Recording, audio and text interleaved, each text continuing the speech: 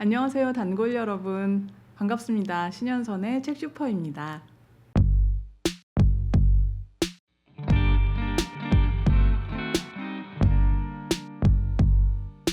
여러분, 혹시 SF 소설 좋아하세요? 매니아 분들도 계실 테고요.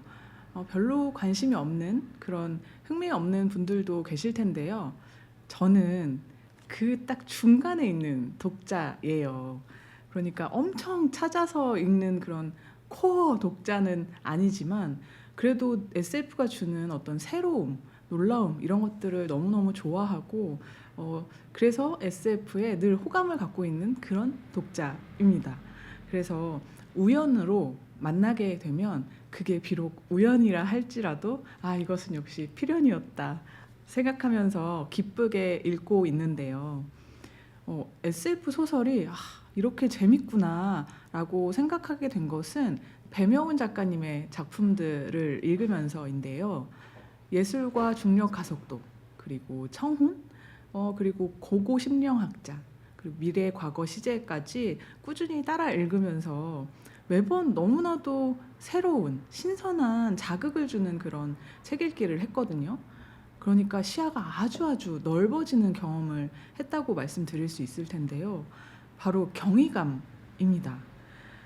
이것이 SF의 미학적 중심이라는 것을 배명호 작가님은 여러 매체에서 말씀을 해오셨는데요. SF에서는 왜 달에 가거나 화성에 가는 것도 아주 자연스러운 일이고, 그리고 때로는 다중 우주도 존재를 하고 시간 여행도 가능한 그런 세계가 펼쳐지고 있잖아요. 그런데 그렇게 우리가 지금 살고 있는 이 물리적인 세계를 완전히 훌쩍 뛰어넘은 다음에 그러면서 그 안에서 지금 우리 세계에 대한 어떤 경이로운 비유를 보여주고 있다고 저는 생각해요. 그래서 그런 이야기를 읽을 때면 항상 좀 해방감 같은 걸 느끼곤 합니다. 이 뇌에 막 먼지가 쌓여 있는데 그게 막 큰 바람이 불어서 싹 씻겨나간 것처럼 기분이 상쾌해지기도 하고요. 그리고 세상을 보는 시선도 되게 달라지는 것을 느끼거든요. 그러니 늘 환상적인 SF를 기다리는 그런 독자라고 말씀드릴 수 있고요. 한편으로는 왜 어쩐지 SF라고 하면 여러분 혹성 탈출, 아바타, 듄 이런 영화들을 떠올리시면서 어떤 딱 다가오는 이미지들이 있죠. 그리고 그 이야기들의 주인공은 보통 백인입니다.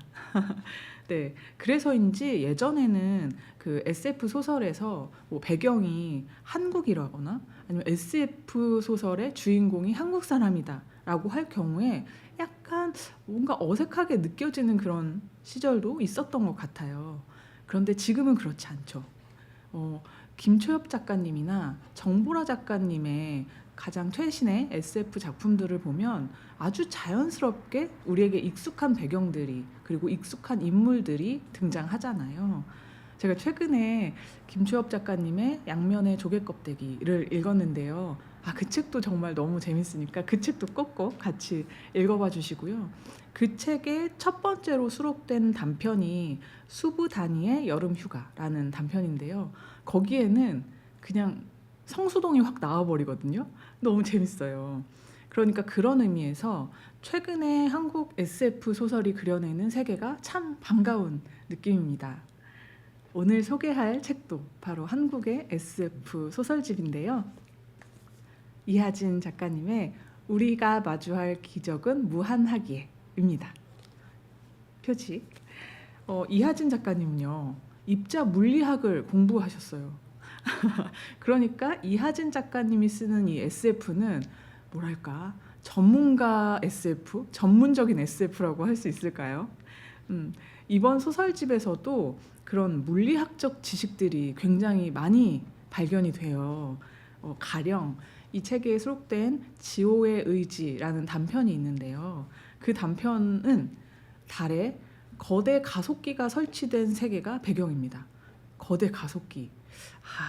네, 제가 전문가가 아니니까 가속기에 대해서 아주 초보적인 수준의 설명을 좀 해볼게요. 현재 지구에 있는 가장 큰 가속기는 유럽에 있습니다. LHC라고 있는데요. 둘레가 무려 27km. 굉장하죠. 그 안에 있는 가속기이고, 이 가속기에 두 개의 어떤 입자들, 양성자들을 아주 초고속으로 가속해서 충돌을 시켜요. 그러면 이 입자가 깨지겠죠. 깨지면서 또 어떤 물질들이 발생을 할 거고요.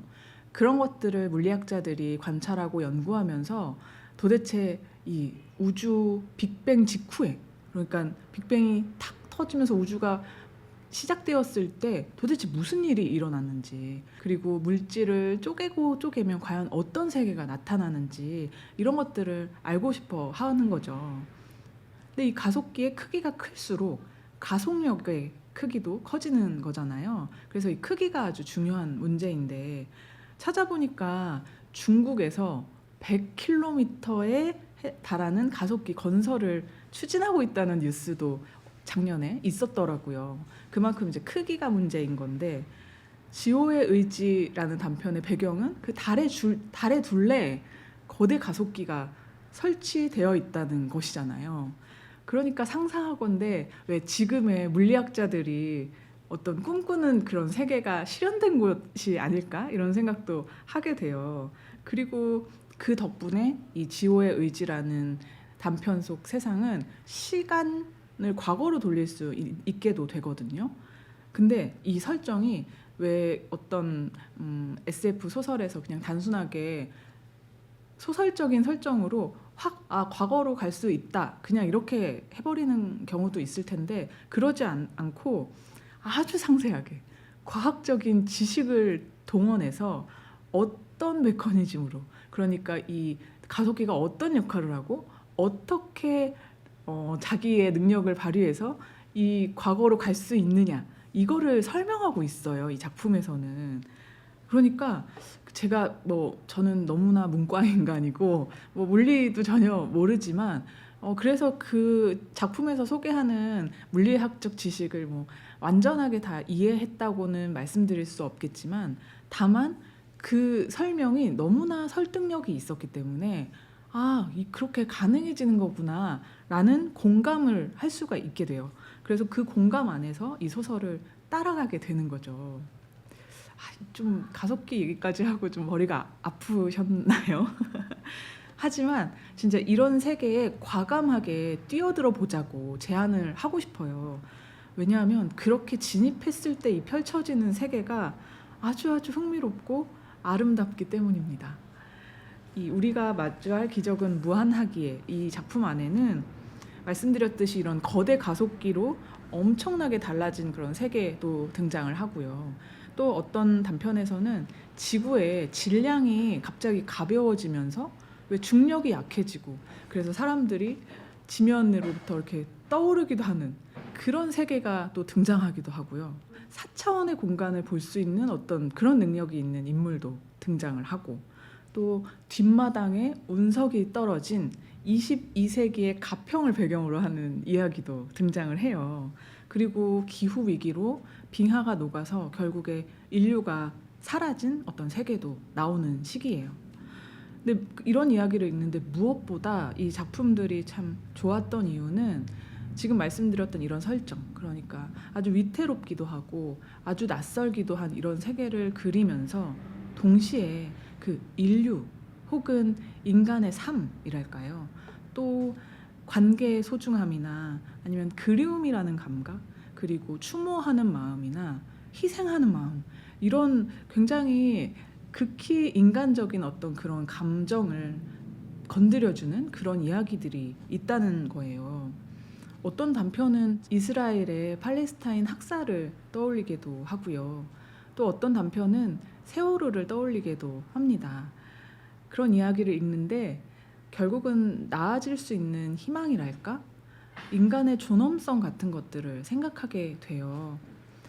이 이하진 작가님의 이런 이야기들, 그리고 이하진 작가님이 바라보고 있는 그런 어떤 인간적인 면모, 이런 것들이 너무 좋아서 제가 어떤 인터뷰를 좀 찾아보니까 작가님은 이런 회의나 비관 이런 것만 있으면 너무 무의미하지 않겠냐, 이런 얘기를 하시면서 지금도 세상에 막 예상하지 못한 일들이 너무나 많이 일어나고 있지만 세상이 더 이상 나빠지지는 않으리라는 그런 낙관을 품은 채 소설을 쓰고 싶다 이런 얘기를 하셨더라고요. 그리고 그런 소설을 읽고 쓰는 게 낙관을 찾는 방법일 수도 있다. 자기는 그래서 그것이 소설의 효용이라고 생각한다. 이런 얘기를 하셨는데 그게 또 그 말씀이 너무너무 좋았어요. 그리고 너무 무슨 말인지를 이 작품을 읽고 나니까 알겠는 거죠. 아, 이 작가님은 그런 마음으로 소설을 쓰고 소설의 인물들을 바라보고 독자를 그쪽으로 이끄는구나 이런 생각을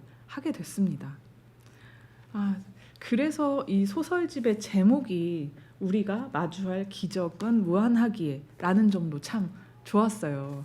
진짜 이 우리, 마주하다, 기적, 무한 이런 단어 너무 다 좋죠. 다 좋은 말인데요. 이 제목은 소설집의 마지막에 수록된 단편의 제목이기도 하고요. 이 문장은 그 소설에 나오는 구절의 변형입니다. 그런데 정말 꼭 읽어보셨으면 좋겠어요.